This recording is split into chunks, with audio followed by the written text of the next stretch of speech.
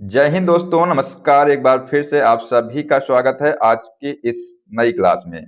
दोस्तों, हम लोग जो लूसेंट की सीरीज कर रहे थे उसमें साथियों आज ये दूसरा टॉपिक है जिसका नाम है प्रागैतिहासिक काल। इसके पहले दोस्तों हमने जो क्लास कराई है उसमें जो है प्राचीन भारतीय इतिहास के स्रोत जो टॉपिक है उसको देखा था। और दोस्तों आप लोग जो है इस क्लास को देखने से पहले कॉपी पेन करके बैठिएगा, जिससे कि जितने भी हम पॉइंट आपको लिखाएंगे उनको आपको नोट करना है। दोस्तों आपको साथ में नोट्स भी बनाने हैं, ठीक है। तो दोस्तों इस क्लास में आप लोग लास्ट तक बने रहिएगा, और अगर आपको क्लास पसंद आए तो इसको लाइक कर दीजिएगा और अपने दोस्तों को भी शेयर कर दीजिएगा। दोस्तों अगर आप लोग इस बुक को पूरी तरह से खत्म करना चाहते हैं साथियों, इस चैनल को सब्सक्राइब कर लीजिएगा और जो बेल आइकन है उसको प्रेस कर लीजिएगा, जिससे कि दोस्तों सभी क्लास का अपडेट आपको मिलता रहेगा। हम लोग दोस्तों इस क्लास में बहुत ही आसान भाषा में इस पूरी बुक को खत्म करने वाले हैं। दोस्तों आइए क्लास को शुरू करते हैं। यहाँ पर दोस्तों जो टॉपिक है प्रागैतिहासिक काल, इसके बारे में हम लोग जानते हैं। साथियों इतिहास का जो विभाजन है प्राग इतिहास या प्राक इतिहास, आदि इतिहास व इतिहास तीन भागों में किया गया है। मतलब दोस्तों जो इतिहास है, इतिहास को दोस्तों तीन भागों में बांटा गया है। यहाँ पर देखिएगा कौन कौन दोस्तों तीन भाग हैं ये। साथियों पहला भाग है, इसका नाम है प्रागैतिहासिक काल, यानी दोस्तों प्रागैतिहासिक काल, प्रागैतिहासिक। दूसरा दोस्तों है आद्य ऐतिहासिक। साथियों जो तीसरा है, तीसरे का नाम है ऐतिहासिक। ठीक है, ये दोस्तों आप लोग यहाँ पर देख लीजिएगा। ये दोस्तों तीन भागों में जो है इतिहास को बांटा गया है। और दोस्तों जो तीन भाग हैं यहाँ पर दोस्तों बात करते हैं प्रागैतिहासिक काल की। इसमें दोस्तों जो लिखित साक्ष्य हैं ये दोस्तों नहीं मिले हैं। लिखित साक्ष्य दोस्तों इसमें जो है नहीं मिले हैं।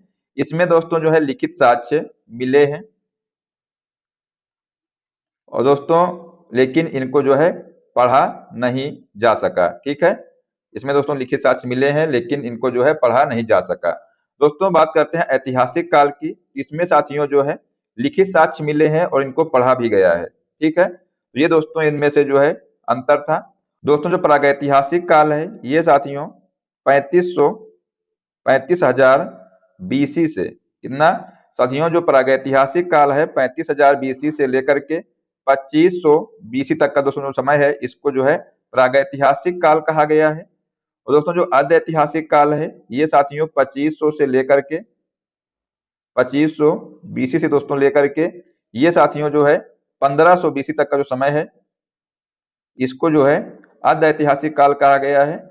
और दोस्तों जो ऐतिहासिक काल है इसको जो है 1500 बीसी से लेकर के 650 एडी तक का दोस्तों जो समय है इसको जो है ऐतिहासिक काल कहा गया है।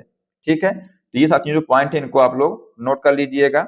अब दोस्तों बात कर लेते हैं जो प्रागैतिहासिक काल है इसको दोस्तों पाषाण काल भी कहा जाता है, क्योंकि दोस्तों इस काल में जो है पत्थरों के औजारों का प्रयोग किया गया। इसके आधार पर दोस्तों इसको जो है पाषाण काल के नाम से भी जाना जाता है। ठीक है, और दोस्तों जो पाषाण काल है इसमें भी दोस्तों इसको तीन भागों में बांटा गया है। कौन कौन से तीन भाग हैं? तो दोस्तों पहला है पूरा पाषाण काल, दूसरा है मध्य पाषाण काल, जो तीसरा है ये है नवपाषाण काल। दोस्तों इसको जो है तीन भागों में बांटा गया है। ठीक है, तो दोस्तों जो इसमें हमने बात बताई है आपको वही दोस्तों इसमें दिया हुआ है कि जिस काल में मनुष्य ने घटनाओं का कोई लिखित विवरण उद्धृत नहीं किया है उसे दोस्तों प्रागैतिहासिक काल कहते हैं। यहाँ पर दोस्तों हमने आपको बताया है कि जो प्रागैतिहासिक काल दोस्तों है इसमें जो है लिखित साक्ष्य नहीं मिले हैं। ठीक है, आद्य ऐतिहासिक काल उस काल को कहते हैं जिस काल में लेखन कला के प्रचलन के बाद उपलब्ध लेख पढ़े नहीं जा सके उसको दोस्तों आद्य ऐतिहासिक काल कहा गया है। यहाँ पर दोस्तों लिखित साक्ष्य तो मिले हैं लेकिन इनको जो है पढ़ा नहीं जा सका। ठीक है, मानव विकास के उस काल को इतिहास कहा जाता है जिसका विवरण लिखित रूप से उपलब्ध है। तो दोस्तों यहाँ पर हमने आपको बताया था कि जो ये ऐतिहासिक काल है इसके दोस्तों जो विवरण है ये लिखित रूप से दोस्तों उपलब्ध है। ठीक है, और दोस्तों इनको जो है पढ़ा भी गया है। ठीक है, तो दोस्तों इसको जो है ऐतिहासिक काल कहते हैं। ज्ञानी मानव होमो सैपियंस का प्रवेश इस धरती पर आज से लगभग 30 या 40,000 वर्ष जो है पूर्व हुआ था। कब हुआ था? तो दोस्तों जो ज्ञानी मानव है होमो सैपियंस इसका प्रवेश जो है इस धरती पर आज से लगभग 30 या 40,000 वर्ष पूर्व हुआ था। ठीक है, आगे देखते हैं।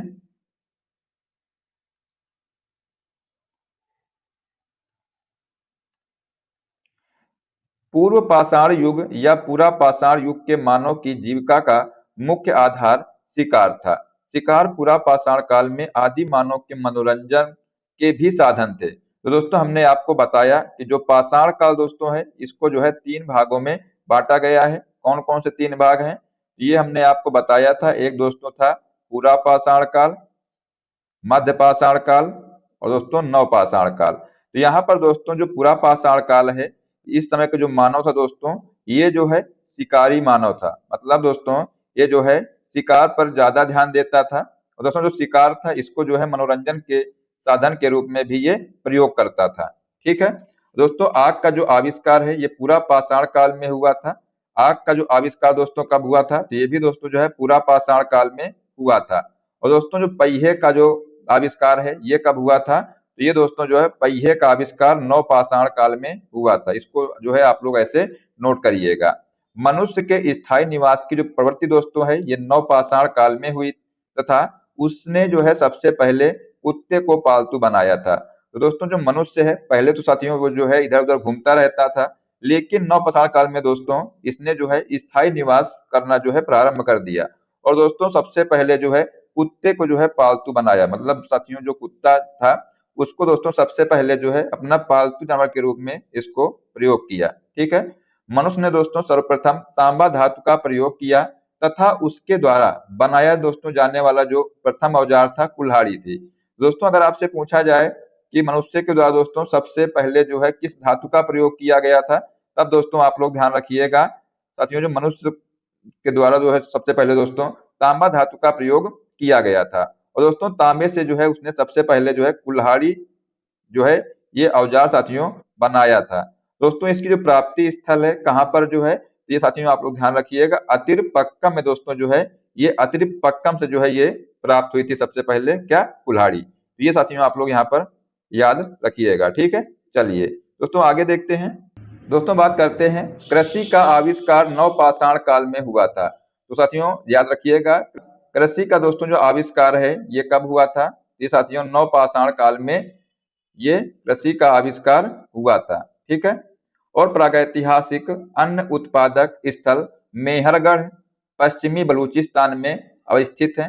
कृषि के लिए दोस्तों अपनाई गई सबसे जो प्राचीन फसल है वो कौन सी है तो गेहूं है। ये दोस्तों आप लोग याद रखिएगा कि कृषि के लिए अपनाई गई सबसे प्राचीन फसल गेहूं है, पहली फसल है ये। ठीक है, एवं जौ थी। तो दोस्तों ये भी आप लोग पॉइंट नोट करिएगा कि जो साथियों जो पहली फसल है कौन सी है तो दोस्तों पहली फसल कौन सी है गेहूं है। ठीक है, गेहूं और जौ दोस्तों जो है ये सबसे पहले प्रयोग की गई। ये दोस्तों जो है इनको जो है फसल के रूप में इनको उगाया गया था। ठीक है, लेकिन दोस्तों मानव द्वारा सर्वप्रथम प्रयुक्त जो अनाज है वो दोस्तों चावल है। क्या है साथियों जो अनाज है ये जो है चावल है। अनाज क्या है चावल है।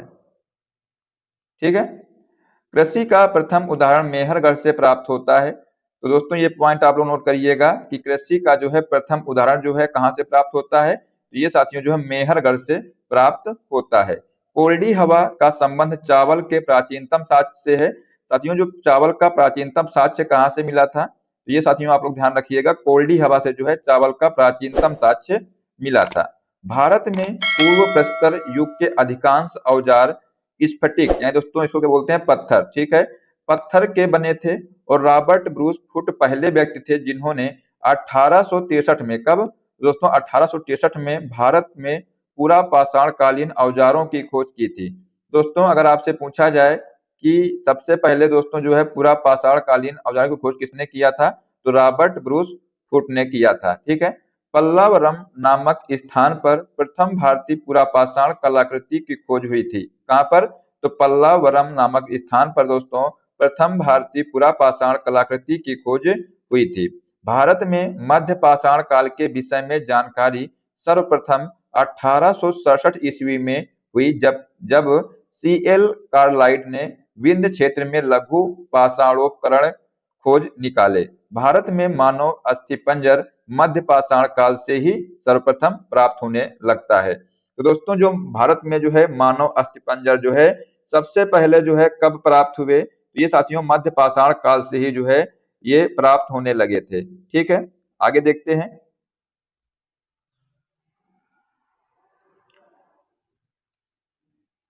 भारत में दोस्तों नवपाषाण कालीन सभ्यता का प्रारंभ ईसा पूर्व 4000 के लगभग हुआ। मतलब दोस्तों ये भारत में जो है नवपाषाण कालीन जो सभ्यता थी, इसका प्रारंभ दोस्तों 4000 ईसा पूर्व के लगभग हुआ था। ठीक है, ये आप लोग यहाँ पर ध्यान रखिएगा। भारत का दोस्तों सबसे प्राचीन नगर मोहनजोदड़ो था। कौन सा? दोस्तों ये आप लोग ध्यान रखिएगा। भारत का सबसे प्राचीन दोस्तों जो नगर था ये कौन सा था?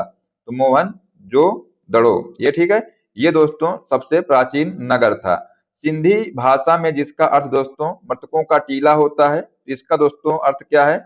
ये आप लोग नोट करिएगा, ये साथियों एग्जाम में जो है क्वेश्चन आता है कि साथियों जो मृतकों का टीला है ये किसे कहा जाता है? तो दोस्तों ये जो है मोहनजोदड़ो को कहा जाता है। ठीक है, असम का श्वेतभ्रू गिबन भारत में पाया जाने वाला एकमात्र मानववाभ कपि है। ठीक है, मतलब दोस्तों असम में जो है श्वेतभ्रू जो गिबन है ये भारत में पाया जाने वाला एकमात्र मानवाभ कपि है। ठीक है, इनाम गांव ताम्रपाषाण युग की एक बड़ी बस्ती है। ठीक है दोस्तों, ये आप लोग ध्यान रखिएगा, जो इमाम गांव दोस्तों है ये साथियों ताम्रपाषाण युग की एक बड़ी बस्ती है। ठीक है, इसका संबंध जो है जोरवे संस्कृति से है। कहाँ से है दोस्तों? इसका संबंध है कहाँ से है? तो ये अभी आप लोग ध्यान रखिएगा।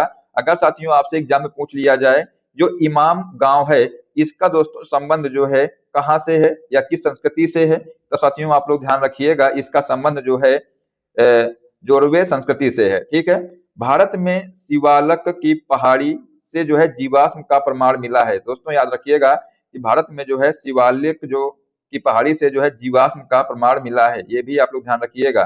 ठीक है, वर्ष 1867-68 में पहली बार भारत में शैल चित्रों की खोज आर्कीबोल्ड कार्लाइल ने की थी। किसने किया था? तो ये दोस्तों जो है आर्कीबोल्ड कार्लाइल ने जो है भारत में पहली बार शैल चित्रों की खोज किया था। ठीक है, तो ये आप लोग पॉइंट ध्यान रखते चलिएगा, यहीं से दोस्तों एग्जाम में क्वेश्चन बनते हैं। ठीक है, आगे दोस्तों देखते हैं। भीमबेटका यानी दोस्तों इसको भीम बैठका भी बोलते हैं, गुफा पुरा पाषाणिक आवासीय पुरा स्थल है। ठीक है, यह जो है आदि मानव द्वारा बनाए गए शैल चित्रों और शैलाश्रयों के लिए प्रसिद्ध है। इन चित्रों को पुरा पाषाण से सॉरी इन चित्रों को जो है पुरा पाषाण काल से मध्य पाषाण काल के समय का माना जाता है। ये चित्र दोस्तों भारतीय उपमहाद्वीप में मानव जीवन के प्राचीनतम चिन्ह है और यह जो है मध्य पाषाण काल के रायसेन जिले में स्थित है। इसकी खोज दोस्तों वर्ष 1957 से 58 में डॉक्टर विष्णु श्रीधर वाकड़कर द्वारा की गई थी। तो दोस्तों ये आप लोग ध्यान रखिएगा, ये दोस्तों जो चित्र हैं ये भारतीय उपमहाद्वीप में मानव जीवन के प्राचीनतम चिन्ह है। और दोस्तों जो ये चित्र हैं इनके दोस्तों ये कहाँ पर स्थित हैं? तो ये साथियों जो है मध्य प्रदेश में जो है कहाँ पर? एमपी में दोस्तों जो है ये रायसेन जिले में स्थित है। कहाँ पर? रायसेन जिले में दोस्तों ये जो है स्थित है।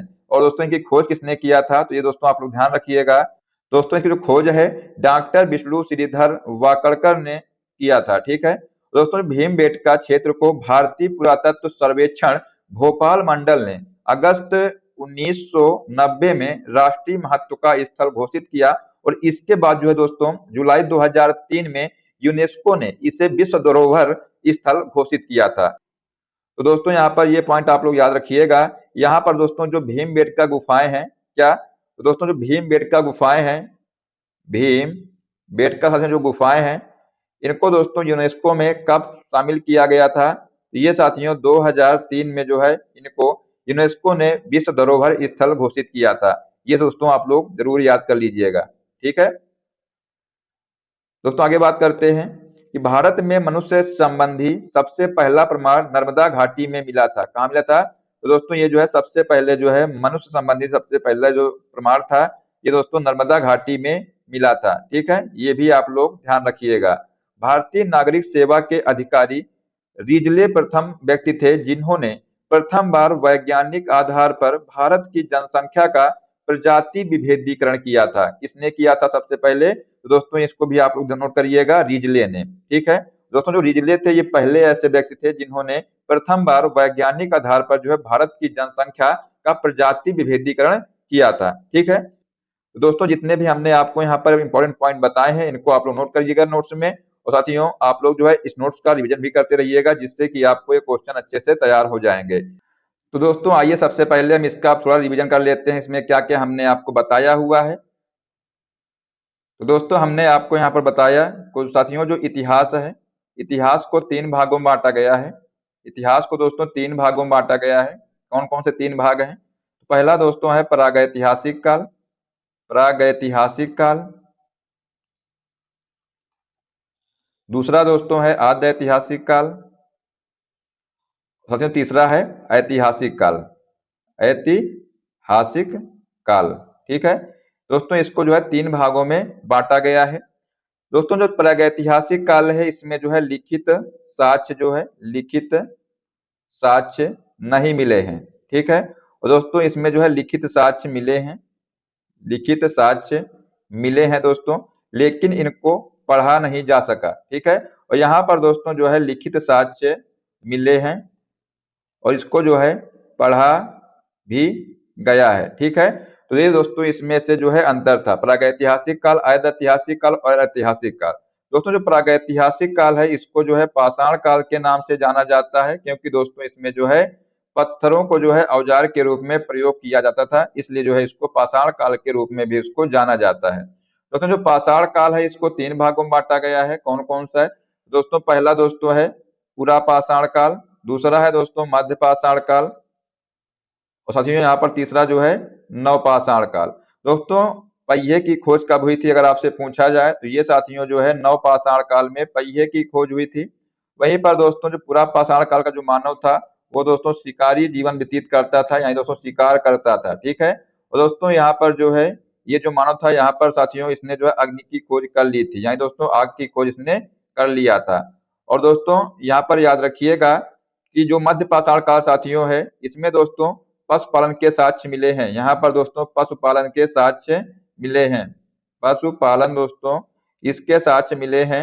और दोस्तों सबसे पहले जो है पालतू पशु के रूप में किसका प्रयोग किया? कुत्ते का कुत्ते को दोस्तों जो है सबसे पहले पालतू जानवर बनाया था। ठीक है, और दोस्तों जो पशुपालन के साक्ष्य हैं कहाँ से मिले हैं ये आप लोग नोट करिएगा। ये दोस्तों जो है एमपी में दोस्तों कहाँ पर? मेहरगढ़ से दोस्तों इसके जो है पशुपालन के साक्ष्य मिले हैं। ठीक है, और दोस्तों जो औजार हैं ये पत्थर के औजार हैं, इसकी दोस्तों खोज जो है किसने किया था? तो ये दोस्तों रॉबर्ट ब्रूस फ्रूट ने दोस्तों जो है इसकी खोज किया था। ठीक है, ये आप लोग दोस्तों यहाँ पर ध्यान रखिएगा। अब दोस्तों बात करते हैं नवपाषाण काल की, तो यहाँ पर दोस्तों कृषि की खोज हो चुकी थी, यानी दोस्तों जो यहाँ का जब मानव इस काल में आया इसने दोस्तों कृषि करना प्रारंभ कर दिया था, स्थायी जीवन इसने शुरू कर दिया था। और दोस्तों सबसे पहले जो है इसने फसल कौन सी उगाई थी? तो गेहूं और जौ, ये दोस्तों जो 2 फसलें हैं इनको उगाई थी। और दोस्तों जो चावल है, चावल के साक्ष्य कहाँ से मिले थे? तो ये दोस्तों कोल्डी हवा से जो है चावल के साक्ष्य सबसे पहले मिले थे। कोल्डी हवा दोस्तों कहाँ पर पड़ता है? तो दोस्तों ये जो है यूपी में पड़ता है। ठीक है, दोस्तों जो प्रथम औजार था इसमें दोस्तों सबसे पहले उसने कुल्हाड़ी का प्रयोग किया। दोस्तों कुल्हाड़ी थी ये किसकी बनी थी? तो दोस्तों तांबे की बनी थी, क्योंकि दोस्तों जो मानव था इसने जो है सबसे पहले तांबा धातु का प्रयोग किया था। ठीक है, तो दोस्तों इतनी बात हमने आपको इसमें बता दी थी, तो आप लोग जो है इसको आप लोग बार बार रिवाइज करते रहिएगा, जिससे कि आपको ये सभी क्वेश्चन जो है अच्छे से तैयार हो जाएंगे। दोस्तों मिलते हैं अगले टॉपिक के साथ में, जिसका दोस्तों नाम रहेगा सिंधु घाटी सभ्यता। तो दोस्तों अगर आपको क्लास पसंद आई हो तो इसको लाइक कर दीजिएगा और दोस्तों अपने दोस्तों को भी इसको शेयर कर दीजिएगा, जिससे कि दोस्तों इस क्लास को जो है हमको थोड़ा पढ़ाने में भी अच्छा लगे। ठीक है दोस्तों, एक बात और, अगर आप लोग चैनल पर पहली बार आए हैं चैनल सब्सक्राइब कर लीजिएगा और जो बेल आइकन है उसको भी प्रेस कर लीजिएगा, जिससे कि दोस्तों सभी क्लास का अपडेट आपको मिलता रहे। और दोस्तों आप लोग बताइएगा कमेंट बॉक्स में कि आपको क्लास कैसी लगी। मिलते हैं दोस्तों नेक्स्ट क्लास में। जय हिंद, जय भारत, वंदे मातरम।